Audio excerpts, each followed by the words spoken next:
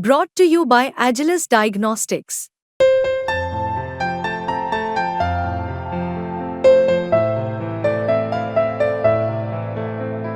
Agilus Diagnostics.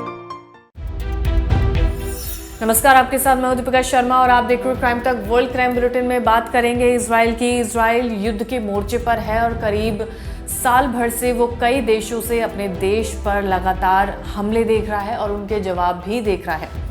अब बात करें तो इजराइल पर फिलिस्तीनी संगठन हमास लगातार हमले कर रहा था, लेबनान से हिजबुल्लाह हमले कर रहा था, यमन से हूती विद्रोही, इराक और सीरिया से ईरान समर्थित मिलिशिया लगातार रॉकेट और बम बरसा रहा था।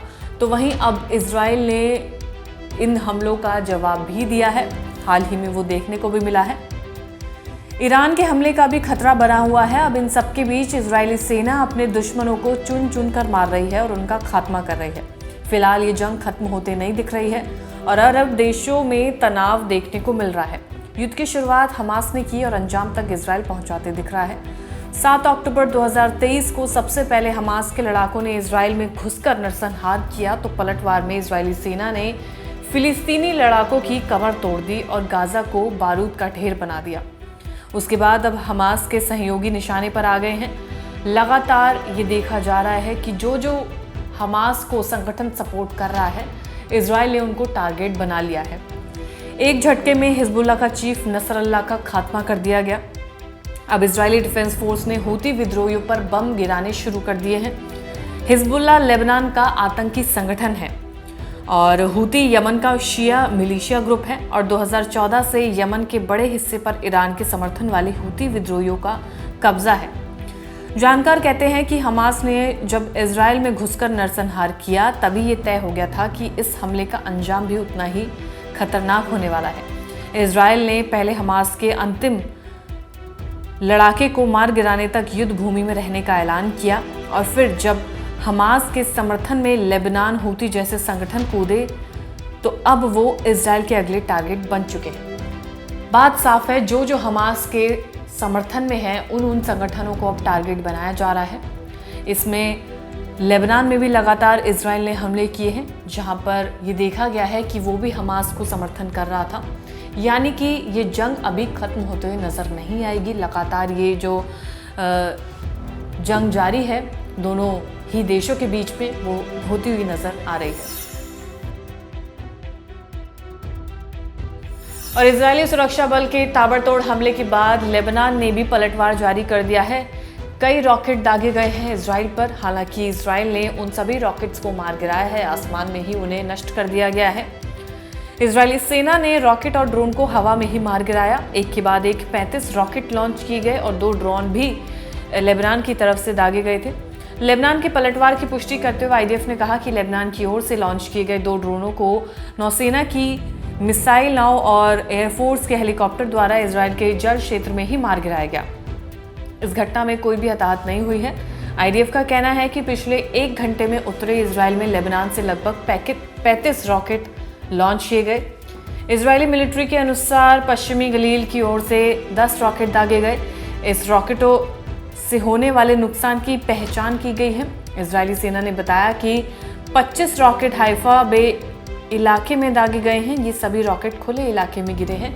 हालांकि इन सभी को हवा में ही नष्ट कर दिया गया। 35 रॉकेट लेबनान की तरफ से इजराइल के क्षेत्र में दागे गए थे, जहां पर आईडीएफ ने इन्हें आसमान में ही नष्ट कर दिया है। इजराइल और लेबनान की जंग लगातार जारी है। इसी बीच अमेरिका के राष्ट्रपति जो बाइडेन का बयान सामने आया है, जिसमें उन्होंने कहा है कि वो जल्द से जल्द इजराइल के प्रधानमंत्री बेंजामिन नेतन्याहू से बातचीत करेंगे और फिर लोगों को बताएंगे भी कि उन्होंने क्या बातचीत की है। रिपोर्ट के मुताबिक बाइडेन ने कहा कि हमें युद्ध से बचना होगा। राष्ट्रपति बाइडेन का ये बयान ऐसे समय में सामने आया है जब रविवार को लेबनान में इजरायली हवाई हमले में दर्जनों लोग मारे गए हैं। बाइडेन ने इस बात का जिक्र नहीं किया कि वो नेतन्याहू से कब बात करेंगे। उन्होंने कहा कि जब मैं उनसे बात करूंगा तो आपको ज़रूर बताऊंगा कि मैंने उनसे क्या बातचीत की है।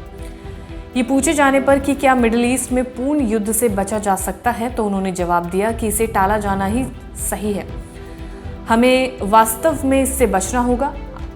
दोनों पक्षों के हजारों नागरिकों के विस्थापित होने के बाद बाइडेन प्रशासन ने बातचीत के जरिए समाधान निकालने की कोशिश की है, जिसमें वो लोग घर लौट सके जो दर बदर भटक रहे हैं और इस युद्ध को रोका जा सके। इस जंग को रोकने की हर संभव कोशिश की जा रही है। जो बाइडेन अब हाल ही में प्रधानमंत्री बेंजामिन नेतन्याहू से बातचीत करेंगे और फिर लोगों को बताएंगे कि उन्होंने क्या बातचीत की है। इजरायली हमले में मारा गया हसन नसरल्ला की बॉडी को बरामद कर लिया गया है। टीम ने उसकी बॉडी को उस जगह से बरामद किया है जहां पर लगातार हमले किए जा रहे थे और कई वजहें इसके पीछे बताई गई हैं।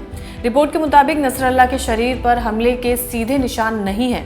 उसकी मौत के पीछे तेज धमाके से हुए ट्रॉमा को वजह माना जा रहा है। नसरल्ला की शुक्रवार रात 9:30 बजे इजराइल के हवाई हमले में मौत हो गई थी।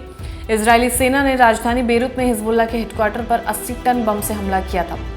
हिजबुल्लाह ने शनिवार शाम 5 बजे नसरल्ला की मौत की पुष्टि की थी। इधर रविवार को इजराइल ने लेबनान से सटे सीमा पर टैंक तैनात कर दिए। रिपोर्ट के मुताबिक इनकी तस्वीरें भी जारी की गई हैं।